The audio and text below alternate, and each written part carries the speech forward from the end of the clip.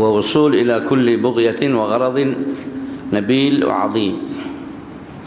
وخصنا كأمة بهذا الكتاب العظيم ليحيي به قلوبنا وأرواحنا ومراحل حياتنا إلى أن نلقاه، فنسأل الله تعالى أن يجعلنا ممن عرف حق هذا الكتاب، وأن يجعلنا وإياكم أجمعين ممن تعرف على شرف عطاء الله تعالى في عباده، حتى نرى عظمة هذا القرآن فيما يدعو إليه، وعظمة هذه الرسالة التي جاء بها النبي الكريم عليه أفضل الصلاة والتسليم.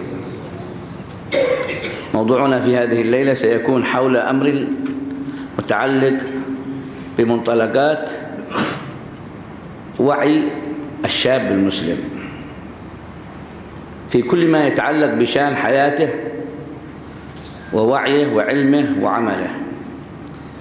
ومدخل هذا الموضوع هو كيف نوظف الأشهر فيما نحن بصدده من معرفة وظائفها الشرعية في الإسلام. فقد سبق لنا أن تكلمنا عن شهر محرم وعن الثلاث الأشهر الأولى من العام، وندخل من موضوعنا حول شهر صفر، وهو أحد الأشهر في السنة العربية الهجرية، ومن خلاله سنصل إلى هذا المفهوم فيما يتعلق بشأن المنطلقات التي ينطلق منها المسلم وخاصة الشاب في وضع قواعد حياته وسلوكه وفهمه ووعيه وعلمه وعمله وحاضره ومستقبله. فالعرب في الجاهلية كانوا يعتبرون هذا الشهر شهر شؤم، والإسلام يبني في الإنسان أولا منهج التفاؤل، لأن العرب قبل الإسلام كانوا ليسوا على دين، تصرفاتهم كانت مبنية على ما اعتادوه فيما بينهم من العادات وما اعتادوه من القيم الخاصة بهم، فكانوا يعتبرون شهر صفر شهر شؤم لا يتزوجون فيه ولا يزوجون ولا يسافر أحدهم فيه ولا يبني دار، وربما امتنع حتى عن سفره حتى ينقضي شهر صفر. وجاء الإسلام ليجدد كل شيء في هذه الحياة، سواء كان يجدد مسألة العقائد، وهذا أساس، أيضا المعاملات، العبادات، كل ما يتعلق بشأن النظرة إلى الحياة، وأيضا ما يعرف بالتفاؤل والتشاؤم. واليوم أرى كثير من هذا الجيل من ينظر للحياة نظرة تشاؤمية، يعيش منقبض ومحبط ويعاني من هموم نفسه وزمنه وعصره. ورجال أيضا كبار يعانون نفس النظرة، إما بسبب الفقر أو الظروف التي تحيط بالناس أو ما يسمع في هذا العالم من الفوضى التي تشوش على الخاطر. إذن كيف أستطيع أن أعرف موقعي كإنسان مسلم في هذه الفوضى العارمة؟ وهل أستطيع أن أقول أن هذا العالم النظرة التشاؤمية التي صارت عليه هي أصل الحياة، أو أن هذا الدين الإسلامي له بناء في حياة الإنسان، وأن ما نراه من هذه النظرة السوداوية التشاؤمية في الحياة سببها عدم وجود تربية الإسلام؟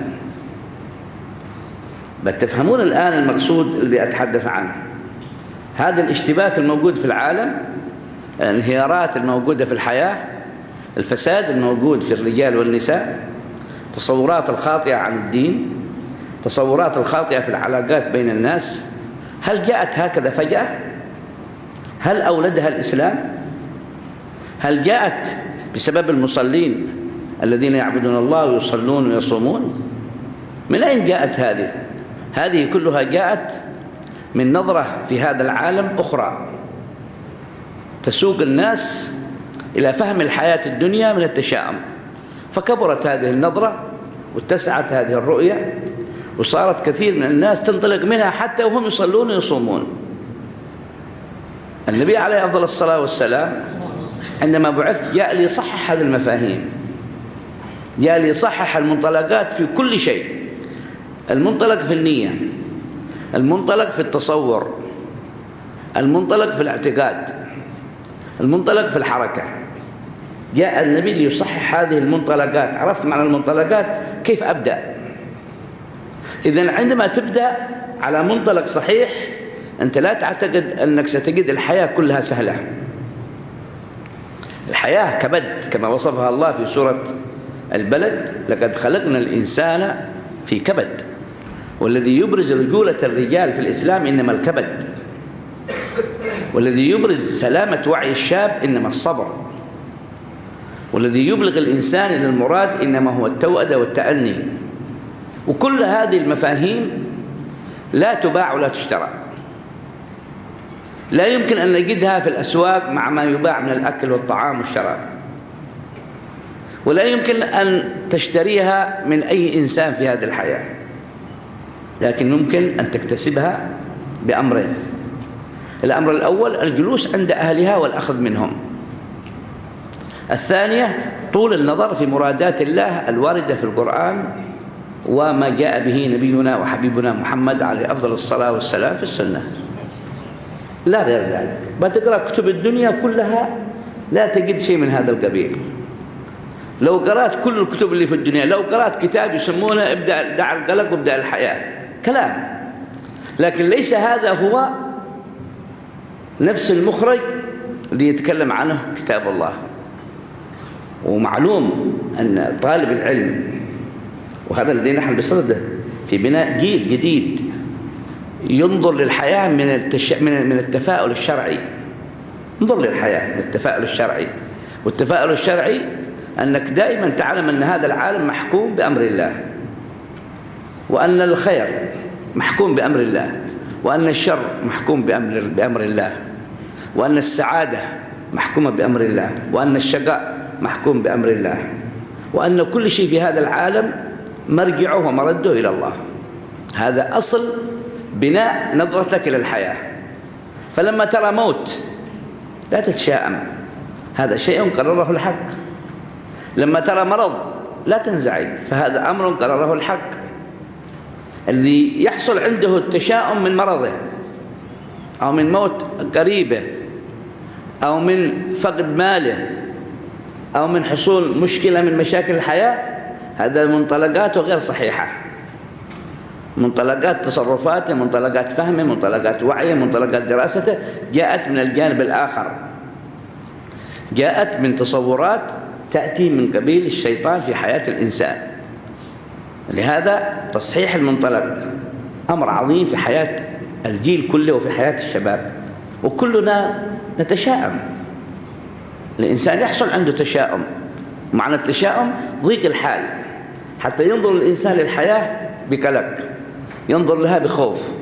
ولكن حقيقة الأمر أن التشاؤم يجب أن يكون في حياة الإنسان مسألة عابرة شاذة، ليست قاعدة.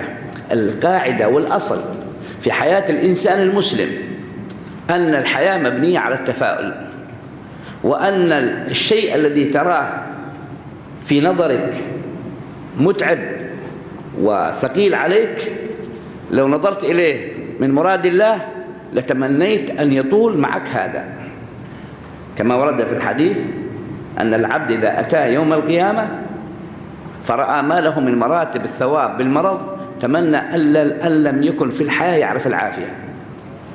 مخالف لمرادنا، مخالف. هذا الكلام ما نتصوره نحن الآن، كل واحد يبحث عن العافية، ونحن نقول يا رب ولكن عافيتك هي أوسع لي. لكن عندما يدرك الإنسان في عالم الثواب أن المرض ما هو تشاؤم، أن المرض تفاؤل في من كتب علي ذلك، وأطلب منه أن يعافيني، وأطلب منه أن يشفيني، وأتعرض لأسباب العافية وأتعرض لأسباب العلاج. هذا هو عين التفاؤل في الحياة. فإن تم العلاج وشفيت فذاك مطلب من مطالب النفس، وقد رضي الرب بذلك. وإن كان القضاء والقدر وحكم الباري سبحانه وتعالى يريد غير ذلك، أنا أعيش مطمئن وأموت مطمئن وأنال الثواب من الحق سبحانه وتعالى على ما أنا فيه من مراتب الصبر في كل شيء في الحياة. ولهذا كان العرب يرون شهر صفر شهر تشاؤم. ماذا قال النبي صلى الله عليه وسلم؟ قال: لا صفر ولا عدوى ولا طيرة. لا صفر ولا عدوى ولا طيرة. كلام عظيم. يعني لا صفر أي ما في شيء يتعلق بالصفر. ما هو صفر؟ صفر أيام وليالي. صفر عبارة عن جزء من عام يمر مثل غيره من الأيام. هنا إذا نظرنا إلى هذا الكلام النبوي نعرف ما هو مفهوم التوحيد والعقيدة التي تبدأ من منطلق صحيح، وكيف يبني الإسلام في الإنسان مفهوم العقائد على سلم وعلى ثوابت سليمة ما تتزعزع على الإطلاق. لا صفر يعني ما في شيء علاقة بين الشؤم والأيام والليالي. لا عدوى، لا ينتقل مرض من المرض لمجرد أن الإنسان فلان مريض. لا طيرة، لا علاقة بين وقائع الحياة وبين ظهور طائر كالغراب عند العرب أو كالبومة. ما في علاقة بين هذا وهذا. الأصل هو مراد الله في الوجود. الأصل هو ما أراد الله في العالم. فإذا حصل مرة أو مرتين أو ثلاث أن نوافق حصول مشكلة مع ظهور طائر، هذه من المصادفات لا علاقة لها بالقضاء والقدر ولا علاقة لها بالتشاؤم. مع أنتم؟ إذن صح عقيدتك، فإن هذا خلل في التوحيد، لا علاقة بالطيور ولا علاقة بالأشكال في العالم ولا علاقة بشيء من الشر فيما يدور في هذه الحياة. الأمر مبني على قضاء وقدر وعلى تدبير رباني إلهي في كل شيء في هذا العالم.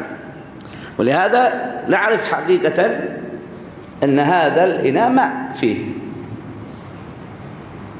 هذا الإناء فيه ماء، عندما نشربه يشعر الإنسان بالري، يعني بالشبع. هل الري بسبب الماء أو بسبب ما أوجد الله فيه من سر الري؟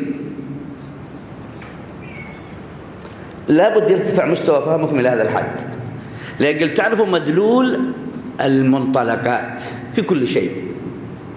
قال النبي: إنما الأعمال بالنيات. منطلق، إذا صحت النية صح العمل، صح القصد، صح التصرف.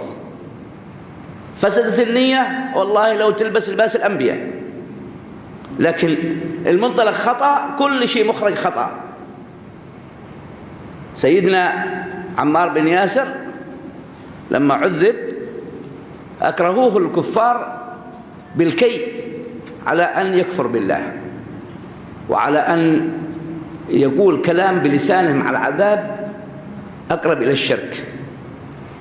جاء إلى النبي يبكي: يا رسول الله، أطلقوني لأني خرج من لساني كلام كفر. أنزل الله في القرآن: إلا من أكره وقلبه مطمئن بالإيمان